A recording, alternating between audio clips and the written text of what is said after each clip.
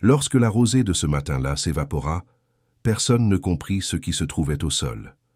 Une couche fine, blanche, délicate comme du givre, recouvrait toute l'étendue du campement. Les Israélites se regardèrent, touchèrent, humèrent. « Manhu » demandèrent-ils en hébreu. « Qu'est-ce que c'est » Ils ne savaient pas qu'ils se trouvaient devant le seul aliment de l'histoire humaine créé directement par Dieu. Un pain qui ne provenait d'aucune graine, d'aucun four, d'aucune main humaine.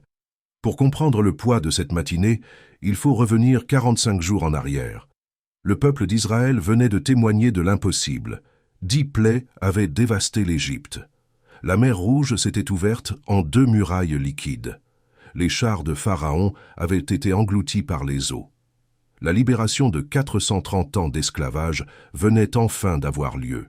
Plus de 600 000 hommes adultes marchèrent hors d'Égypte, sans compter les femmes, les enfants et les personnes âgées.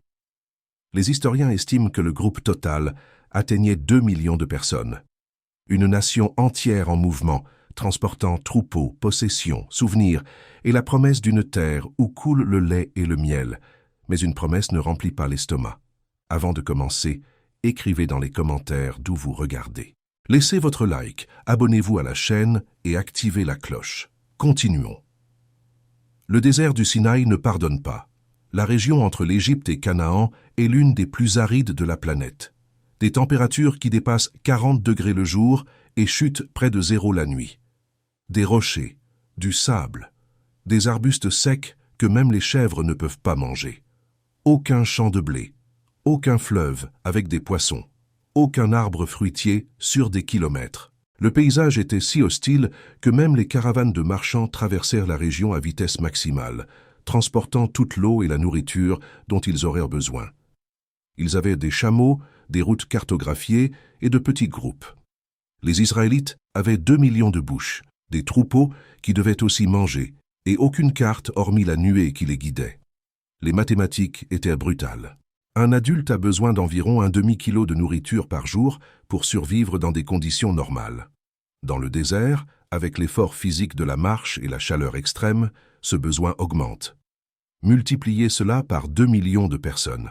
Le résultat est effrayant. Environ 1 million de kilos de nourriture par jour, 1000 tonnes, chaque jour que Dieu fait. Sans supermarché, sans plantation, sans miracle logistique humain capable de faire face. Et c'est exactement à ce moment-là que le peuple craqua. Le livre de l'Exode, chapitre 16, enregistre ce moment. Les Israélites commencèrent à murmurer contre Moïse et Aaron. Le souvenir de l'Égypte, qui quelques semaines auparavant représentait fouets et briques, prenait désormais des teintes de nostalgie dangereuse. Si seulement nous étions morts par la main de l'Éternel dans le pays d'Égypte, quand nous étions assis près des marmites de viande, quand nous mangions du pain à satiété, dirent-ils. L'estomac vide fit oublier au peuple les chaînes. La faim présente effaça la douleur passée. Ils accusèrent Moïse de les avoir amenés dans le désert pour faire mourir de faim toute l'assemblée. La plainte était contre les dirigeants visibles. Mais Dieu entendit. La réponse vint directement. Le Seigneur parla à Moïse. « Voici, je vais faire pleuvoir pour vous du pain du ciel. » Ce n'était pas une métaphore. Ce n'était pas une figure de style. C'était l'annonce littérale de ce qu'aucun être humain n'avait jamais vu auparavant. Du pain, du ciel, comme la pluie. L'instruction continua. Le peuple devrait sortir chaque jour et recueillir la portion de ce jour-là. Ni plus, ni moins.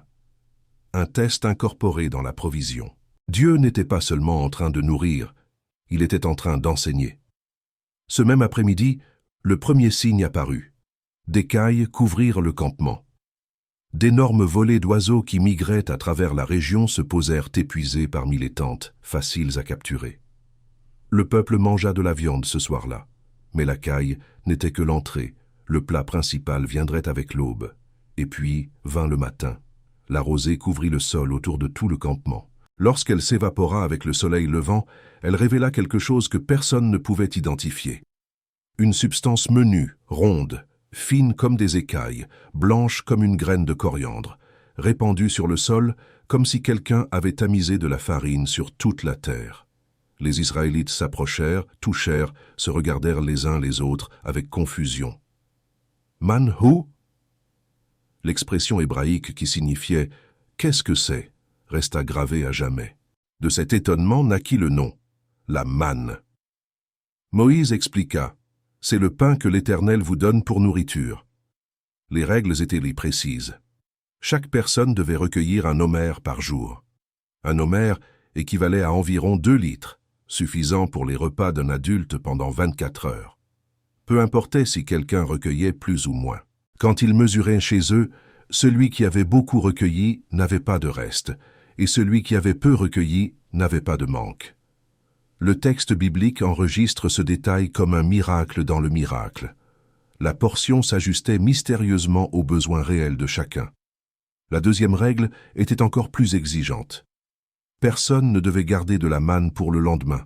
Pas de stockage, pas de réserve, pas de garantir le lendemain avec l'excédent d'aujourd'hui. Certains n'obéirent pas. Ils gardèrent des portions cachées dans leur tente, pensant avoir une sécurité supplémentaire. Le lendemain matin, la manne gardée était pourrie, pleine de vers, avec une odeur insupportable. La provision divine avait une date de péremption d'exactement 1 jour. Aucun système de conservation ne fonctionnait. Aucune technique égyptienne de stockage ne résolvait le problème. La manne exigeait une confiance quotidienne. Mais il y avait une exception. Le 6e jour de la semaine, l'instruction changeait. Le peuple devait recueillir une portion double, 2 homères par personne. Le sabbat était un jour de repos complet et aucune manne ne tomberait ce jour-là. Dieu instituait le rythme du Shabbat à travers l'aliment lui-même. Et là se produisait un autre phénomène inexplicable. La manne recueillie le vendredi ne pourrissait pas pendant la nuit. Elle restait fraîche et comestible le samedi. La même substance qui créait des vers en quelques heures quand elle était gardée les jours ordinaires se conservait parfaitement quand la conservation était autorisée. La même manne, le même climat, le même désert, mais un résultat différent selon l'obéissance. Certains ne crurent pas. Ils sortirent le samedi pour recueillir. Ils trouvèrent le sol vide. Dieu parla à Moïse avec un ton que le texte laisse transparaître comme une réprimande. « Jusqu'à quand refuserez-vous d'observer mes commandements et mes lois ?» La manne n'était pas seulement de la nourriture, c'était une leçon. C'était la formation d'un peuple qui devait apprendre à faire confiance, obéir et se reposer. Chaque matin apportait un nouveau test. Chaque homère mesurait non seulement des grains, mais la foi. Et elle ne manqua pas une seule fois, pendant 40 ans. 14 610 matins consécutifs. 2 générations. Naissance, mort, mariage, conflit, victoire, défaite. Et à chaque aube, sans exception, le sol couvert de manne. Moïse tint à enregistrer la fidélité absolue de la provision. Le peuple mangea de la manne jusqu'à ce qu'il arrive aux frontières du pays de Canaan. Elle ne cessa pas avant. Elle ne manqua pas au milieu. Elle ne diminua pas avec le temps. La dimension humaine de ce voyage est écrasante. Le désert du Sinaï ne fut pas une traversée de mois, mais de décennies. Des enfants qui naquirent en recueillant la manne grandirent, se marièrent et eurent des enfants qui ne connaissaient aussi que cet aliment. Une génération entière mourut dans le désert, y compris presque tous les adultes qui sortirent d'Égypte, sauf Josué et Caleb. Ceux qui entrerèrent finalement en Canaan étaient les fils, ceux qui passèrent toute leur vie à voir le miracle quotidien se répéter. Pour eux, la manne n'était pas extraordinaire. C'était la normalité. Et c'était peut-être là le plus grand danger. Moïse le savait. Dans le livre du Deutéronome, chapitre 8, il fait se souvenir le peuple. « Souviens-toi de tout le chemin par lequel l'Éternel ton Dieu t'a conduit pendant ces 40 années dans le désert, afin de t'humilier, de t'éprouver, pour savoir ce qui était dans ton cœur. Il continue. Il t'a humilié, il t'a fait avoir faim, et il t'a nourri de la manne que tu ne connaissais pas et que tes pères n'avaient pas connue, afin de t'apprendre que l'homme ne vivra pas de pain seulement, mais que l'homme vivra de tout ce qui sort de la bouche de l'Éternel. » Le but était déclaré. La faim n'était pas un accident, c'était un outil. La manne n'était pas seulement une solution, c'était une révélation. Les vêtements qu'ils portaient ne vieillirent pas. Leurs pieds ne gonflèrent pas. Le texte biblique enregistre ces détails supplémentaires comme preuve d'un soin complet. Dieu ne pourvut pas seulement à la nourriture, mais à la préservation intégrale d'un peuple dans des conditions qui auraient dû les détruire en quelques semaines. Le désert qui tue les caravanes en quelques jours sustenta une nation pendant 4 décennies. Au milieu de ce voyage, Dieu ordonna quelque chose de particulier. Moïse instruisit Aaron de prendre un vase, d'y mettre un omer de manne et de le garder devant le témoignage pour les générations futures. Un pot de manne qui ne pourrissait pas, préservé surnaturellement comme mémorial permanent. Ce vase fut placé ultérieurement à l'intérieur de l'arche de l'Alliance avec les tables de la loi et la verge d'Aaron qui avait fleuri. La manne qui ne pouvait pas être gardée un jour gagna une préservation éternelle quand Dieu en décida ainsi. Les règles étaient les siennes, et les exceptions aussi. La fin de la manne fut aussi marquée que son début. Le livre de Josué, chapitre 5, enregistre ce moment.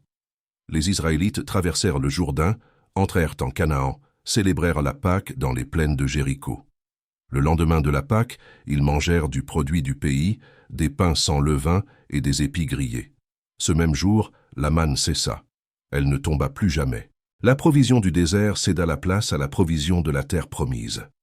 Le miracle extraordinaire fut remplacé par le miracle ordinaire de l'agriculture, des graines qui germent, des pluies qui viennent, des récoltes qui nourrissent. Dieu continua de pourvoir, mais par des moyens différents.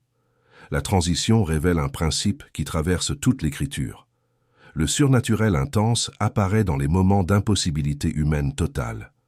Quand la terre peut produire, l'homme peut planter. Quand le désert n'offre rien, le ciel offre tout. Dieu ne gaspille pas les miracles, mais il ne les retient pas non plus quand ils sont nécessaires. La mémoire de la manne marqua Israël pour toujours. Les psaumes la chantent.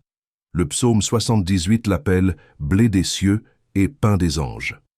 Le psaume 105 la mentionne parmi les merveilles de l'Exode. Néhémie, des siècles plus tard, rappelle la provision dans la grande prière de confession. La manne devint le symbole suprême du soin divin, une preuve concrète que Dieu nourrit les siens, même quand toutes les circonstances crient l'impossibilité. Des érudits ont tenté d'expliquer le phénomène par des voies naturelles au fil des siècles. Certains pointent vers la sécrétion de certains insectes du désert qui produisent une substance sucrée et blanchâtre sur les buissons de tamaris. D'autres mentionnent des lichens comestibles qui apparaissent dans les régions arides après certaines conditions climatiques. Les théories butent sur des problèmes évidents. Aucune sécrétion d'insectes ne nourrit 2 millions de personnes quotidiennement pendant 40 ans. Aucun lichen n'apparaît tous les jours, sauf le samedi, en quantité précisément suffisante pour chaque famille, avec une validité d'exactement 24 heures, sauf autorisation contraire. La manne défie l'explication naturelle parce qu'elle n'était pas naturelle. L'arche de l'Alliance, qui gardait le vase de manne, fut perdue à un moment de l'histoire d'Israël. La dernière mention claire se trouve sous le règne de Salomon. Après la destruction du temple par Nabuchodonosor en 586 avant Jésus-Christ, l'arche disparaît des registres. Le vase de manne partit avec, mais le pot physique n'était pas ce qui importait. Le mémorial était gravé dans l'histoire, dans l'écriture, dans la mémoire collective d'un peuple qui apprit dans le désert ce que signifie dépendre de Dieu. Cette dépendance avait une date pour se transformer en autre chose. Pendant 40 ans, chaque matin, sans manquer un seul jour, la manne apparut. Plus de 14 000 matins consécutifs. Quand les Israélites traversèrent finalement le Jourdain et foulèrent Canaan, ils mangèrent des fruits de cette terre, et la manne cessa. La provision temporaire avait accompli son rôle, mais l'histoire ne s'arrête pas là. Des siècles plus tard, un homme galiléen regarda une multitude et dit quelque chose qui aurait fait s'arrêter n'importe quel ancien Israélite. « Je suis le pain de vie. Vos pères ont mangé la manne dans le désert et ils sont morts. Mais voici le pain qui descend du ciel, afin que celui qui en mange ne meure pas. » Jésus ne faisait pas simplement une belle métaphore. Il disait que la manne avait toujours été une ombre, et qu'il était la substance. Le discours est enregistré dans Jean, chapitre 6, et causa un scandale parmi les auditeurs. Beaucoup de disciples abandonnèrent Jésus après ces paroles. C'était trop lourd, trop audacieux. Que quelqu'un se compare au miracle qui définissait l'identité d'Israël semblait un blasphème, jusqu'à ce que vous compreniez qui parlait. La manne nourrit les corps dans le désert. Elle maintint en vie une génération. Elle enseigna la dépendance quotidienne. Mais chaque personne qui mangea de ce pain céleste finit par mourir. Moïse mourut. Aaron mourut. Toute cette génération qui vit la mer s'ouvrir fut ensevelie dans les sables du Sinaï. La manne était extraordinaire, mais elle était encore temporaire. Elle soutenait la vie physique, elle ne résolvait pas la mort. Jésus offrait autre chose, un pain qui, une fois mangé, élimine la faim pour toujours. Une provision qui n'a pas besoin d'être recueillie chaque matin parce qu'une seule fois suffit. La manne était quotidienne, parce que le besoin était quotidien. Le Christ est une fois pour toutes, parce que la solution est complète. L'apôtre Paul, écrivant aux Corinthiens, appelle la manne « nourriture spirituelle » que les Israélites mangèrent. Non pas parce qu'elle était immatérielle, mais parce qu'elle pointait vers des réalités spirituelles plus grandes. Le peuple mangeait avec la bouche et se nourrissait dans le corps. Mais la manne prêchait un sermon silencieux sur la dépendance, la confiance, l'obéissance et la provision divine qui transcendait la nutrition physique. Dans le livre de l'Apocalypse, chapitre 2, Jésus promet au vainqueur de l'église de Pergame « Je lui donnerai à manger de la manne cachée ». Une référence au vase préservé dans l'arche, désormais symbole de récompense éternelle. La manne qui disparut de l'histoire réapparaît comme promesse future. Ce qui nourrit le corps dans le désert se transforme en image de ce qui nourrira l'âme dans l'éternité.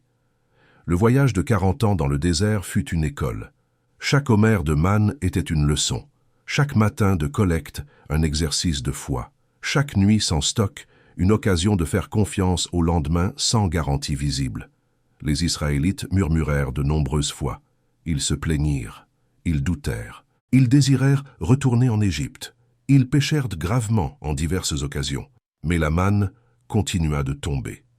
L'infidélité du peuple n'interrompit pas la fidélité de Dieu. La nourriture venait même quand le cœur s'égarait. La grâce était plus grande que l'ingratitude. C'est peut-être là la leçon la plus profonde que la manne enseigne. Dieu ne nourrit pas les parfaits. Dieu nourrit les affamés. Il n'attend pas une obéissance complète pour ensuite pourvoir. Il pourvoit pour un peuple rebelle, râleur, à la nuque raide, parce que son amour ne dépend pas de leur performance. La manne tombait sur les justes et les injustes de cette nation. Tous recueillaient, tous mangeaient, tous survivaient par la même grâce. Et ainsi, ce matin-là, quand la rosée s'évapora et révéla quelque chose que personne ne connaissait, commença une histoire qui traverserait les millénaires. Un aliment étrange dans le désert deviendrait un symbole universel de provision divine. Manhu, la question originelle, résonnerait à travers les siècles comme un rappel que Dieu fait des choses que nous ne comprenons pas pour nous soutenir de façon que nous n'attendons pas. La manne sustenta les corps pendant une génération. Le pain de vie offre quelque chose qu'aucun aliment physique n'a jamais pu. Rassasier la faim que l'âme porte.